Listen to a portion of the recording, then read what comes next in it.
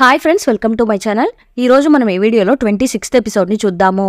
షెన్లీ బాడీలోకి 6 మంత్రచిన సూదుల్ని పంపించి దాని ద్వారా ఒక పెద్ద మంత్రవలయాన్ని వేస్తూ ఉంటే షెన్లీ నొప్పిని భరించలేక బాధపడుతూ ఉంది. ఫూషాంగ్ అదంతా చూసేసి, ఓకే నీకు ఈరోజు టచింగ్ సెన్స్ పనిచేస్తుందా, అయితే ఈరోజు బాగా అనుభవించు అనేసి మూఫాంగ్ బాడీలో ఉన్న ఫూషాంగ్ నవ్వుకుంటూ ఉన్నాడు. కాసేపటి తర్వాత మూఫాంగ్ కి కొంచెం మెలకు వస్తూ ఉంది. ఫూషాంగ్ తన బాడీని కంట్రోల్ చేయడాన్ని నెమ్మదిగా అడ్డుకోవడానికి ట్రై చేస్తున్నాడు. అతని చెయ్యిని పట్టుకొని అతనే అడ్డుకుంటూ ఉన్నాడు. కానీ ఫూషాంగ్ దాన్ని అడ్డుకోవడానికి ట్రై చేస్తూ ఉంటే అదంతా యువరాజు అక్కడ దాక్కుని చూస్తూ ఉన్నాడు. షెన్లీ నొప్పితో బాధపడుతూ ఉంటే వార్గార్డ్ నన్ను క్షమించండి అని మూఫాంగ్ షెన్లీ కాళ్ళ మీద పడుతూ ఉన్నాడు. అదంతా చూసి ఫూషాంగ్ మూఫాంగ్ ని కంట్రోల్ చేయడానికి చూస్తున్నాడు. మూఫాంగ్ ఎలా అయినా షెన్లీని కాపాడితే చాలు అనేసి అక్కడి నుండి వేగంగా పరుగులు తీస్తున్నాడు. ఇదంతా చూస్తున్న ఆ అబ్బాయి, ఏంటిది, మనల్ని టార్చర్ పెట్టినప్పుడు వీడు చాలా హ్యాపీగా ఫీల్ అవుతూ ఉండేవాడు, ఈ అమ్మాయిని బాధ పెడుతున్నప్పుడు ఇంతగా బాధపడుతూ పరుగులు తీస్తున్నాడేంటి అని అనుకుంటున్నాడు. షెన్లీకి ఆ 6 సూదులు లోపల దిగడంతో మంత్రవలయం కొంచెం స్ట్రాంగ్ అయ్యి షెన్లీకి చుక్కలు చూపిస్తూ ఉంది. బాడీలో ఉండే రక్తాన్నంతా అది బయటకు తీస్తూ ఉంది. ఆ అబ్బాయికి కొంచెం భయం వేస్తూ ఉంది.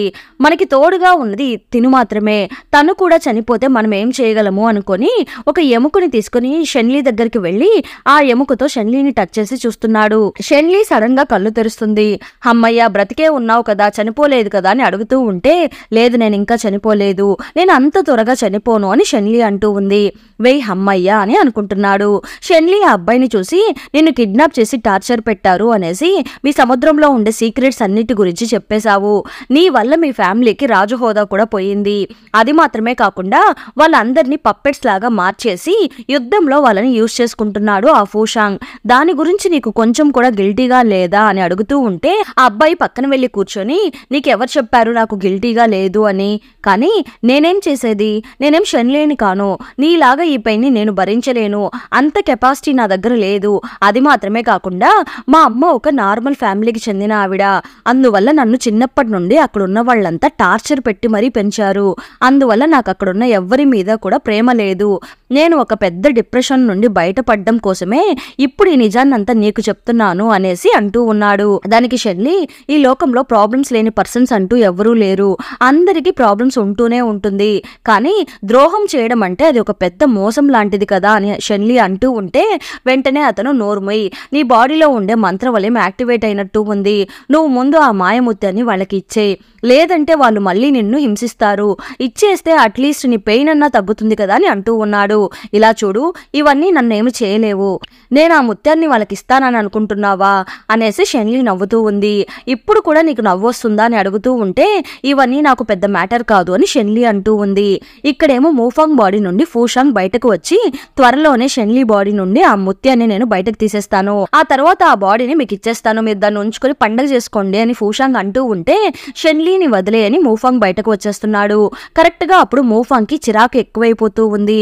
షెన్లీ దగ్గరికి సడన్ గా ఒక ఖడ్గం వచ్చి అక్కడ ఉన్న కట్లన్నిటిని తెంపుతూ ఉంది. మూఫాంగ్ ని షెన్లీని కాపాడడానికి వచ్చి ఉంటాడు. షెన్లీ కళ్ళు తిరిగి పడిపోతూ ఉంటే మూఫాంగ్ షెన్లీని పట్టుకుంటున్నాడు. షెన్లీని టచ్ చేయాలా వద్దా అని కన్ఫ్యూజ్ అవుతూ, నాకు ఏం చేయాలో అర్థం కావడం లేదు అని ఏడుస్తూ షెన్లీని ఎత్తుకొని వేగంగా అక్కడి నుండి పరుగులు తీస్తూ ఉన్నాడు. అదంతా చూసి, ప్లీజ్ నన్ను కూడా కొంచెం కాపాడండి అని అడుగుతూ ఉంటే మూఫాంగ్ వెంటనే అక్కడ గోడని కొంచెం పగలగొడుతున్నాడు. అక్కడి నుండి హ్యాపీగా ఫీల్ అవుతూ పరుగులు తీస్తున్నాడు. మూఫాంగ్ షెన్లీని ఎత్తుకొని మెరుపులాగా వెళ్తూ ఉన్నాడు. సముద్రం చివరికి వచ్చేసి ఒక బండరాయి ఉంటే దాని వెనకాల షెన్లీని దాచిపెట్టేసి అక్కడ షెన్లీని వెతుక్కుంటూ చాలా మంది వచ్చేసినట్టు ఉన్నారు. మూఫాంగ్ కి తలంతా బాగా నొప్పి వచ్చేస్తుంది. షెన్లీ బాడీ నుండి ఆ సూదులంతా రిమూవ్ చేద్దాము అనేసి ట్రై చేస్తున్నాడు. కానీ షెన్లీ నొప్పితో బాధపడుతూ ఉంది. నొప్పిగా ఉంది అని అంటూ ఉంది. మూఫాంగ్ కి హెడ్ఏక్ ఎక్కువైపోతుంది.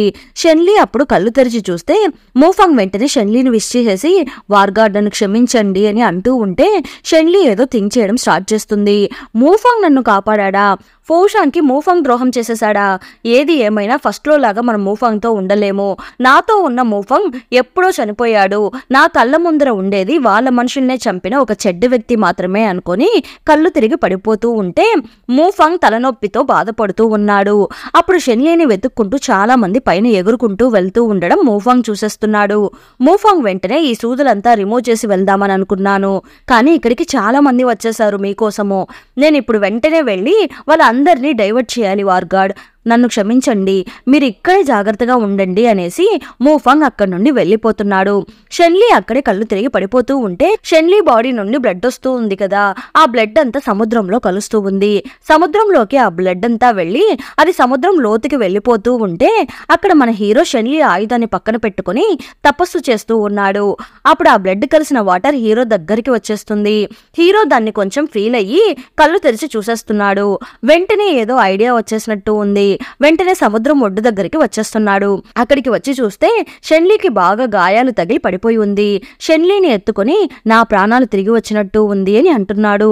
షెన్లీ, నీకేమైంది? ఇంత కష్టాన్ని నువ్వెందుకు అనుభవిస్తూ ఉన్నావు?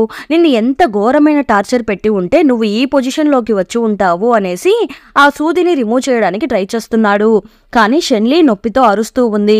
అందువల్ల ఆదిదేవుడు దాన్ని రిమూవ్ చేయలేకపోతున్నాడు. నొప్పిని భరించలేక నువ్వు ఎప్పుడు ఏడవనే లేదు, ఫస్ట్ టైం నువ్వు ఏడుస్తున్నావు అనేసి షెన్లీని హగ్ చేసుకుని, ఇంతకు మించి నిన్నెవ్వరూ ఏమీ చేయకుండా నేను చూసుకుంటాను, ఎవ్వరేం చెప్పినా పర్లేదు, 7 లోకాలు నాకు ఆపోజిట్ గా వచ్చినా పర్లేదు, ఇంక నుండి నీకు దెబ్బలు తగలకుండా నేను జాగ్రత్తగా చూసుకుంటాను అని అంటూ ఉంటే షెన్లీ కళ్ళు తెరిచి చూస్తుంది. కానీ తనకి అస్సలు కళ్ళు కనిపించడం లేదు. పక్కన ఎవరున్నారో అర్థం కావడం లేదు. ఎందుకు నన్ను పట్టుకుని కూర్చొనున్నావు? ఇంక నుండి నీకు నాకు ఎలాంటి సంబంధం లేదు, ఏదో నన్ను కాపాడావు అని నిన్ను వదిలేస్తున్నాను. నాకు దెబ్బలు తగిలినంత మాత్రాన నేనేమి వీక్ అయిన పర్సన్ని అని అనుకోకు. ఇప్పుడు కూడా నేను నీతో ఫైట్ చేయగలను. నన్ను ఇక్కడే వదిలేసి నువ్వు ముందు పారిపో, లేదంటే నేనే నిన్ను చంపేస్తాను అని పక్కన ఉన్నది మూఫాంగ్ అనుకుని మాట్లాడుతూ ఉంటే షెన్లీ, నువ్వెవరనుకుని మాట్లాడుతున్నావు? నేను షిన్షీని అని అంటున్నాడు. నేను చూడలేను, వినలేను, నాకు ఎలాంటి స్పర్శ లేదు అని నన్ను చులకనగా చూస్తున్నావా అని షెన్లీ అడుగుతూ ఉంది. ఇంతకు మించి షెన్లీని ఎక్కువగా మాట్లాడనివ్వకూడదు అనేసి హీరో షెన్లీని ఎత్తుకుని వెళ్తూ ఉన్నాడు. మూఫాంగ్, నన్ను ఇక్కడే వదిలేసి వెళ్తావా లేదా అని షెన్లీ అరుస్తూ ఉంది.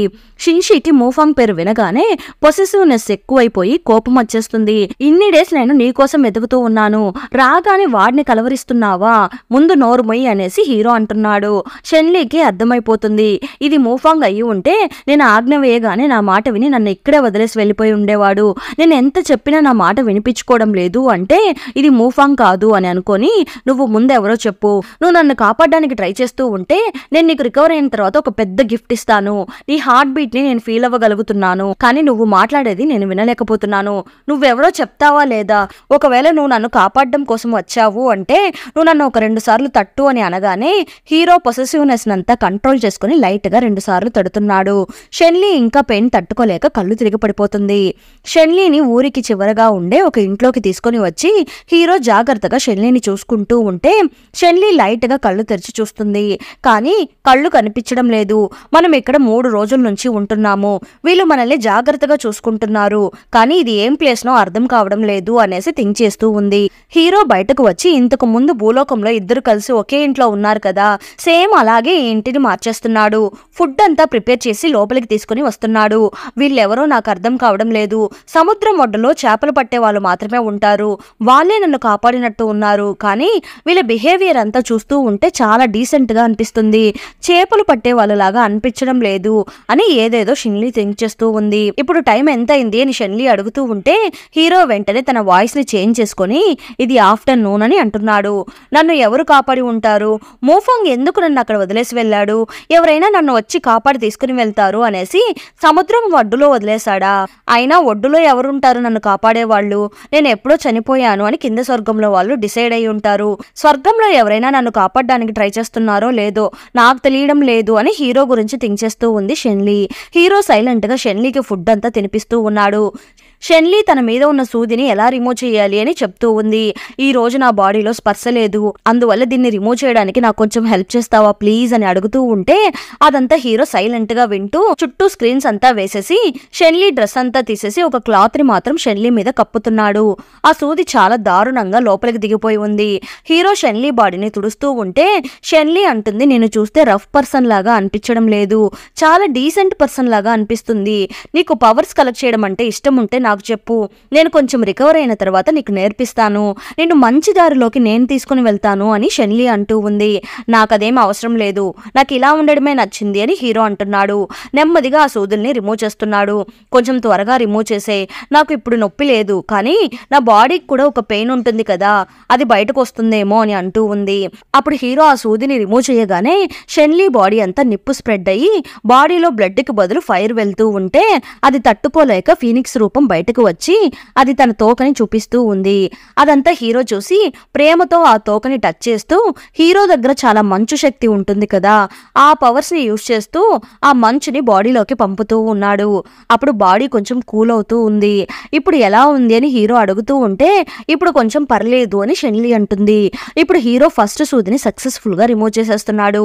మళ్ళీ షెన్లీ బాడీ నుండి హీట్ వస్తూ ఉంటే కరెక్ట్ గా అప్పుడు షెన్లీ బాడీ నుండి ఆత్మ బయటకు వచ్చినట్టు ఉంది. అప్పుడు హీరో పక్కనే ఉంటూ నాతో రా అని పిలుస్తూ ఉన్నాడు. నా బాడీ అంతా వేడిగా ఉంది, నేను మీ దగ్గరికి వస్తే మీకు గాయాలవుతుంది అని షెన్లీ అంటూ ఉంటే పర్లేదు నాకేమీ కాదు అనేసి హీరో షెన్లీ దగ్గరికి వచ్చి షెన్లీని హగ్ చేసుకుంటున్నాడు. షెన్లీ ఏదో థింక్ చేస్తూ ఉంది. మా ఇద్దరి భుజాల మీద చాలా బాధ్యతలు ఉన్నాయి, కానీ అట్లీస్ట్ ఈ కల్లో అయినా నేను తనతో కలిసి ఉండగలుగుతున్నాను, అట్లీస్ట్ దీన్ని నేను ఎంజాయ్ చేసుకుంటాను అనుకొని షెన్లీ హీరోని ఇంకా టైట్ గా హగ్ చేసుకుంటుంది. ఈ టైంలో హీరో కరెక్ట్ గా ఒక్కో సూదిని రిమూవ్ చేస్తూ ఉన్నాడు. ఫైనల్ సూదిని రిమూవ్ చేయడానికి వెళ్తూ ఉన్నప్పుడు షెన్లీ దాన్ని తట్టుకోలేకపోతుంది. నోట్లో నుండి బ్లడ్ అంతా వచ్చేస్తుంది. కళ్ళు తిరిగి హీరో మీదనే వాలిపోతూ ఉంది. షిన్షి షెన్లీని పట్టుకొని ఎంత కష్టాన్ని అనుభవిస్తున్నావు అనేసి అంటూ ఉన్నాడు. రోజులు గడిచిపోతూ ఉంది. షెన్లీకి గాయాలంతా క్యూర్ అవుతూ ఉంది. షెన్లీకి కొత్త డ్రెస్ అంతా చేంజ్ చేసేసి హీరో బయట కూర్చొని ఇప్పుడేం చేయాలి అని థింక్ చేస్తూ ఉన్నాడు. ఇక్కడేమో షెన్లీకి మెలకు వచ్చేస్తుంది. కళ్ళు బాగానే కనిపిస్తూ ఉంది. గాయాలంతా లైట్ గా క్యూర్ అయినట్టు అనిపిస్తుంది. పైకి లేవలేక లేచి ఎవరు నన్ను కాపాడింది, నిజంగానే చేపలు పట్టే వాళ్ళే నన్ను కాపాడారా అని అనుకొని థింక్ చేస్తూ బయటకు వచ్చి తొంగి చూస్తూ ఉంటే మన హీరో చేపలకి ఫుడ్ వేస్తూ ఉన్నాడు. షెన్లీకి చాలా హ్యాపీగా ఉంది.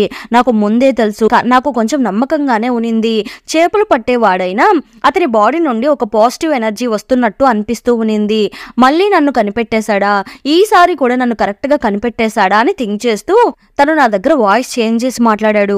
ఎందుకంటే మా ఇద్దరి భుజాల మీద చాలా రెస్పాన్సిబిలిటీస్ ఉన్నాయి, తను ఎవరో నాకు తెలిస్తే నేనే తనని వదిలి వెళ్ళిపోతాను అని తనకి బాగా తెలుసు, అందుకే నా దగ్గర వాయిస్ చేంజ్ చేసి మాట్లాడారు. ఇప్పుడు నేను షెన్లీనే అయినా వార్ గార్డ్ని కాదు కాబట్టి నా బాడీలో ఉండే గాయాలంతా క్యూర్ అయ్యేదాకా నేను ఒక నార్మల్ షెన్లీ లాగా జీవించాలని అనుకుంటున్నాను.